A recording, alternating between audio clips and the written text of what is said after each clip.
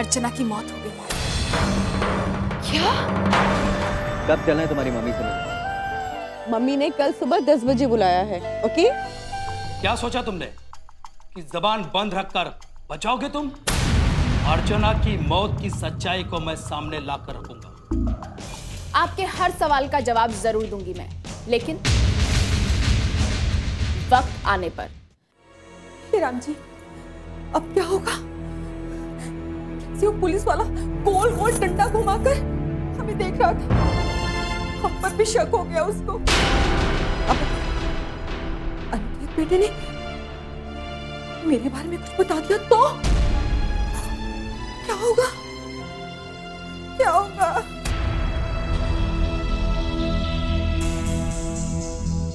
वो इंस्पेक्टर तो सवाल भी बहुत करते हैं। क्या होगा?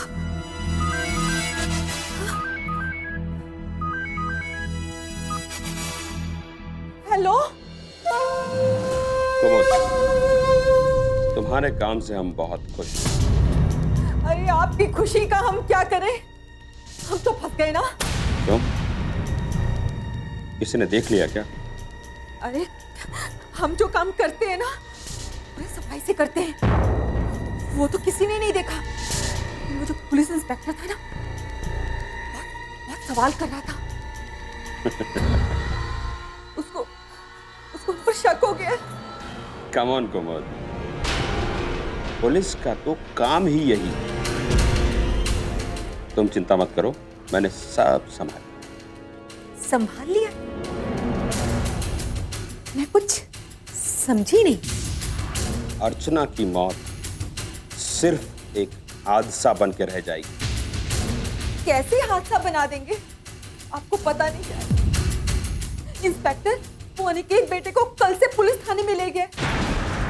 वहां पर क्या क्या पूछ रहा होगा, क्या क्या कर रहा होगा। तुम उसकी चिंता मत करो, मैंने कहा ना, मैं यहां से सब संभाल लूंगा। तुम्हें कोई कुछ नहीं कहेगा, समझो ये बात यहीं खत्म। अच्छा, अगर ऐसा है तो फिर तो मैं चैन की लंबी लंबी सांसें लूंगी। तो ठीक है, तुम लंबी लंबी सांसें लो, मैं तुम्हें बाद में कॉल करूंगा। जी जी।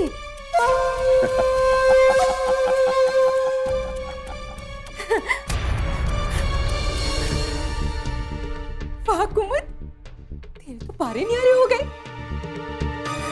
बुआ, मम्मी हमें छोड़कर कहाँ चली गई है? बेटा, मम्मी आपसे बहुत दूर चली गई। क्यों चली गई है? इस सवाल का क्या जवाब दूंगा? बस समझ लो कि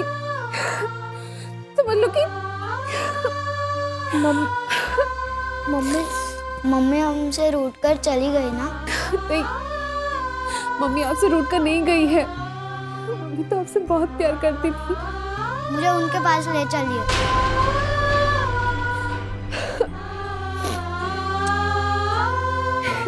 एक दिन मेरी माँ भी मुझे इसी तरह अकेले छोड़कर चली गई थी। मैं भी बिल्कुल तुम्हारी तरह अकेली रह गई थी। तुम भी इस घर की बेटी, मैं भी इस घर की बेटी हूँ। बेटा, मेरे साथ बहुत सौतेला वाला व्यवहार हुआ है इस घर में। मैं वादा करती हूँ आपके साथ ऐसा कुछ नहीं होने दूंगी, कुछ नहीं। डॉली, मैं हूं ना, हूं बेटा।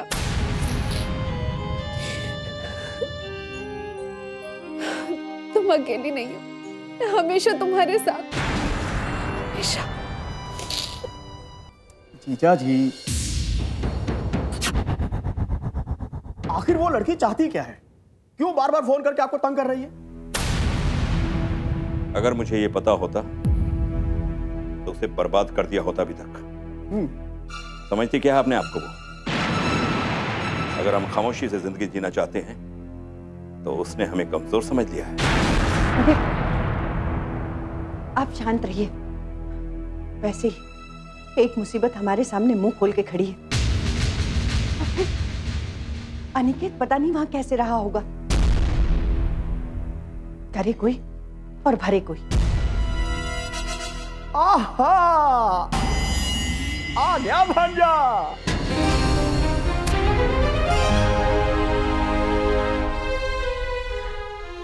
अनिकेत, भांजे, मैं पहले से ही जानता था तुम सही साबित बच जाओगे। हाँ, माफ कीजिएगा, जमानत पर आए हैं अनिकेत सिंह।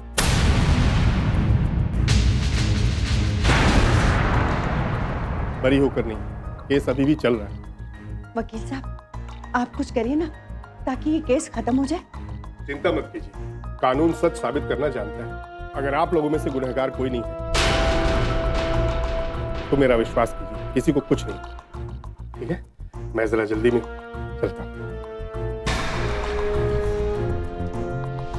बेटा, इंस्पेक्टर साहब ने तुम्हें परेशान तो नहीं किया ना?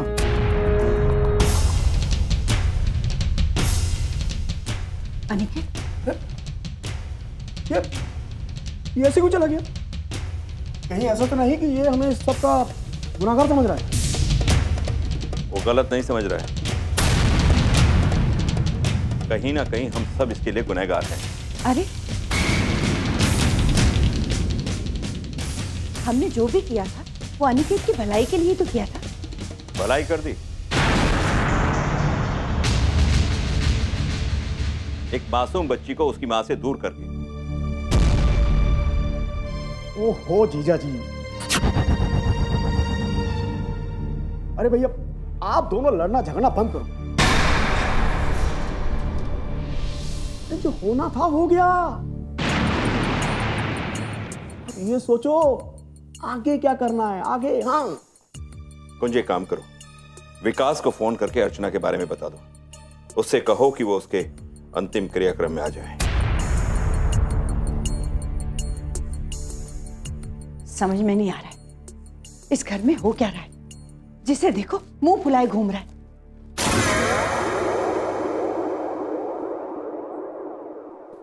पर मैं जानता हूं इस घर का क्या होगा। लेकिन आगे राम जी की मर्जी।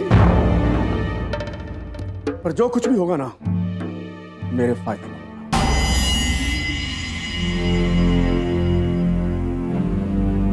विकास, मैं तेरे पास ही आ रहा था। क्या बात है, क्यों हाँफ रहा है? सब ठीक तो है? मुझे तुझे कुछ बताना है, लेकिन कैसे बताऊं कुछ समझ में नहीं आ रहा। जब समझ में आ जाए ना तब बता देना। अभी मैं चलता हूँ। ओके? विकास, मेरी बात सुन यार। तू जैसा समझ रहा है वैसा कुछ नहीं है, और मैं मजाक नहीं कर रहा हूँ यार। मतलब कि मामला सीरियस है तो बता, क्या मामला है? तेरे घर से फोन आया था। ओह, मेरे घर से फोन आया था और उन्होंने ये बताया होगा कि अनिकेत भैया की दूसरी शादी तय हो चुकी है, राइट? हाँ, तेरी अर्चना भाभी यार। अच्छा, तो अर्चना भाभी को इस बात पे एतराज होगा और हमेशा की तरह मामा से किचकिच हुई होगी और अर्चना भाभी ने तंग आकर कोई बोल्ड कदम उठा लिया होगा, राइट? हाँ, अर्चना भाभी ने बोल्ड कदम उठा लिया। उन्होंने छत से कूद के जान दे दी अपनी।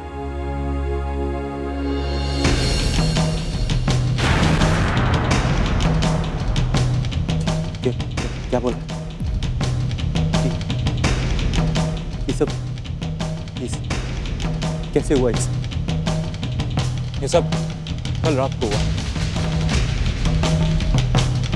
विकास, तुझे कल ही वहां पहुंचना पड़ेगा। तुझे कल ही मुंबई के लिए निकलना पड़ेगा। संभाल अपने आप को।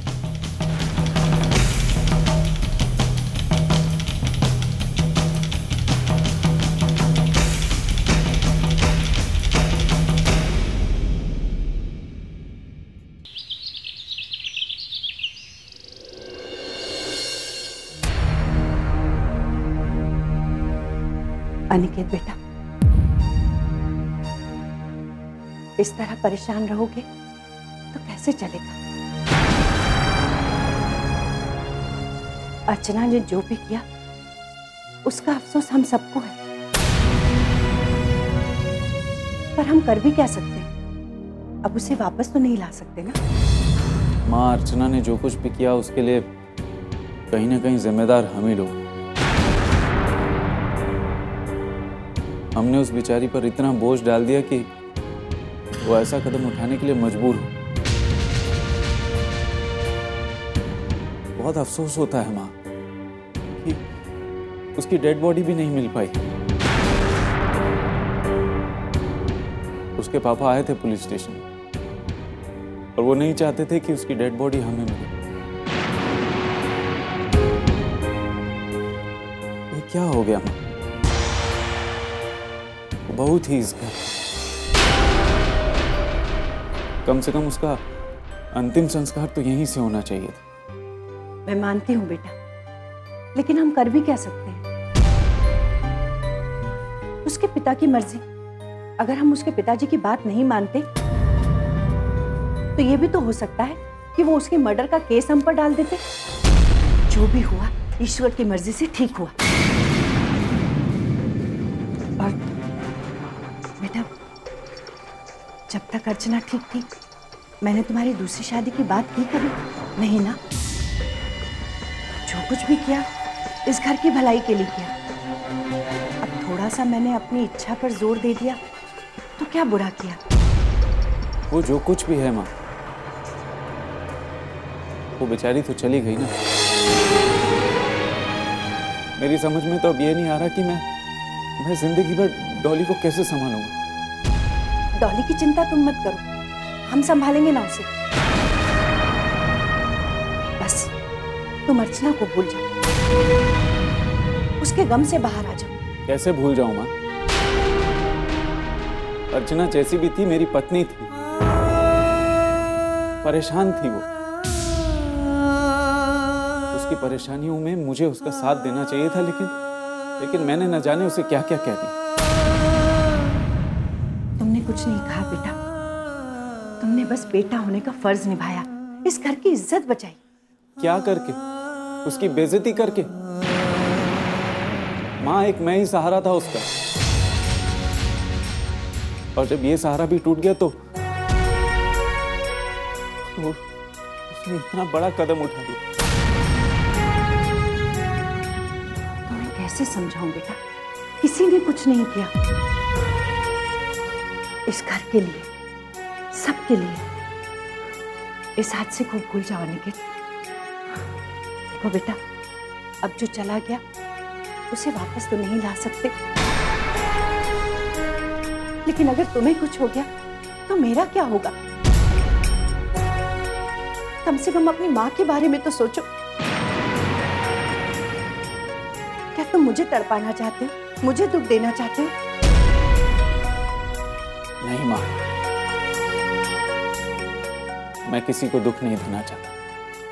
बेटा, तुम ऐसे परेशान रहोगे तो कोई कैसे खुश रहेगा?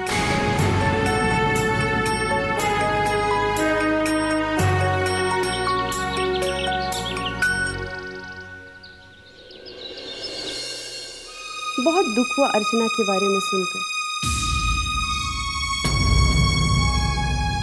कोई विश्वास भी नहीं कर सकता है कि वो ऐसा कदम उठा सकती है।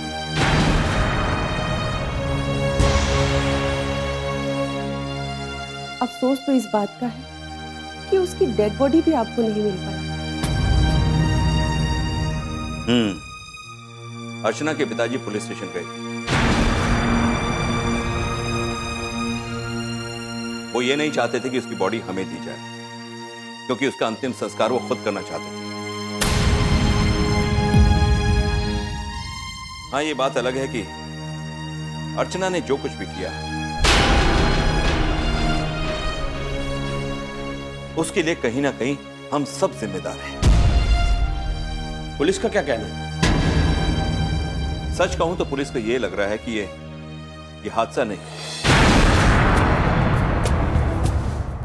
एक साजिश है। बल्कि मुझे भी ऐसा लग रहा है कि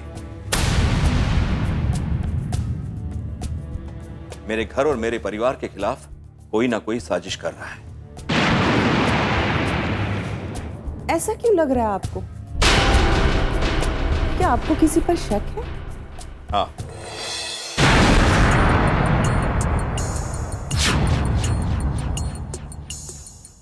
हाँ, एक लड़की है जो बार बार फोन करके मुझे परेशान करने की कोशिश करती रहती है।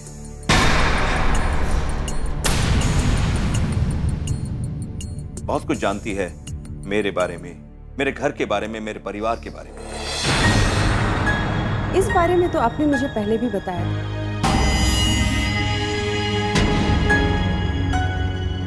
लेकिन मामला इतना सीरियस है ये मुझे नहीं पता था। मैं तो ये सोच रहा हूं कि पुलिस में कंप्लेंट कर दूं। नहीं नहीं नहीं, ऐसा मत कीजिएगा। कहीं ये कदम आपके लिए ही भारी ना पड़ जाए। आखिर ऐसी कौन सी बात है जो वो जानती है आपके बारे में और जिसके आधार पर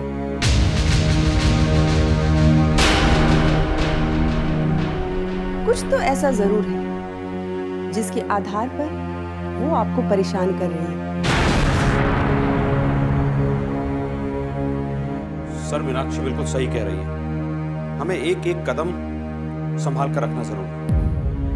खैर, विकास आ गया? हाँ, नैनीताल से चल चुका है वो, बस आते ही होगा। अच्छा, मैं चलता हूँ। अपना ख्याल रखिए और अपने परिवार का। रही बात उस लड़की की, तो मैं पता करने की कोशिश करती हूँ कि आखिर वो कौन है।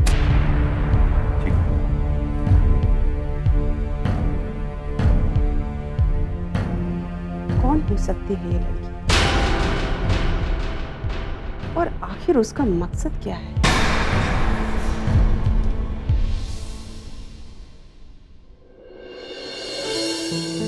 मैम, हमने अपनी मार्केटिंग स्ट्रेटजीज में कुछ बदलाव किए हैं। बदलाव? क्यों? मैम, अभी त्योहार का समय आ रहा है और ऐसे समय में डायमंड्स की मांग बहुत ज़्यादा बढ़ जाती है। डीलर्स, शॉपर्स, कस्टमर्स सभी इस फेस्टिवल में डायमंड्स को ही खरीदना चाहते हैं। रियली? तो फिर आप क्या बदलाव किए हैं तुमने? मैम, हमने एक स्कीम बनाई है। हम डायमंड के साथ साथ कोई ना कोई गिफ्ट देंगे। जितनी ही बड़ी परचेजिंग उतनी ही बड़ी गिफ्ट। इससे हमें फ़ायदा ज़रूर मिलेगा। वेरी गुड नेहा, मुझे तुम्हारी प्लानिंग वाकई बहुत अच्छी लगी। इनफैक्ट अगर तुम सबका साथ इसी तरह मेरे साथ रहा तो वो दिन दूर नहीं जब हमारी कंपनी टॉप पर होगी। सच कहे मैम, इस कंपनी की कामयाबी के पीछे सिर्फ मेहनत ही नहीं, आपका अपने स्टाफ के लिए जो प्यार है, जो अपनापन है, उसका भी हाथ है। आपने अपने स्टाफ को कभी भी पराया नहीं समझा। इसी का नतीजा है कि आज हमारी कंपनी आगे बढ़ती चली जा रही है। नेहा, मेरा तो यही मानना है, साथ मिलकर कोई भी जंग जीती जा सकती है और हम जीत रहे हैं। इनफैक्ट मुझे बहुत खुशी है कि मेरा स्टाफ ऐसा सोचता है। सच कहूं तो मैं खुद को बहुत किस्मत वाली समझती हूँ जो मुझे ऐसा स्टाफ मिला। Thank you ma'am. मैम, आपकी इन बातों में हमें नया जोश भर दिया। अब देखिएगा इस साल अपने डायमंड्स की मांग कैसे आगे बढ़ती है। अनिकेत एंड कंपनी का तो हमसे कोई मुकाबला ही नहीं रहेगा। अनिकेत और उसकी कंपनी, वो बेचारे तो अपने कर्मों के जाल में खुद ही फंसे। अपनी कंपनी क्या संभाले। एनीवेज नेहा, तुमने जो प्लानिंग की है जाके उस पर अमल करो। इनफैक्ट तुम्हें किसी भी चीज की जरूरत हो खुद ही ले लेना, मुझसे पूछने की जरूरत नहीं है। Okay? Thank you ma'am. All the best and take care.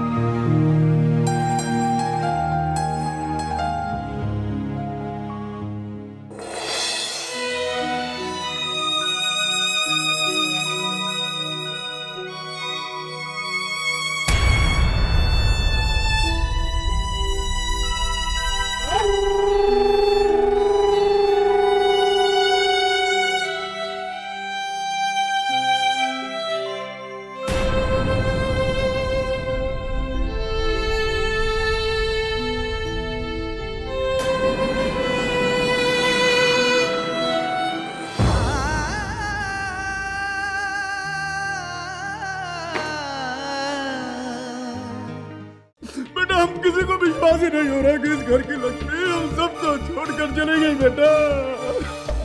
Painting देख के कुछ याद आया? दामोदर सिंह जी। बस बेटा और बेटी के बीच के अंतर की बलि चढ़ गई।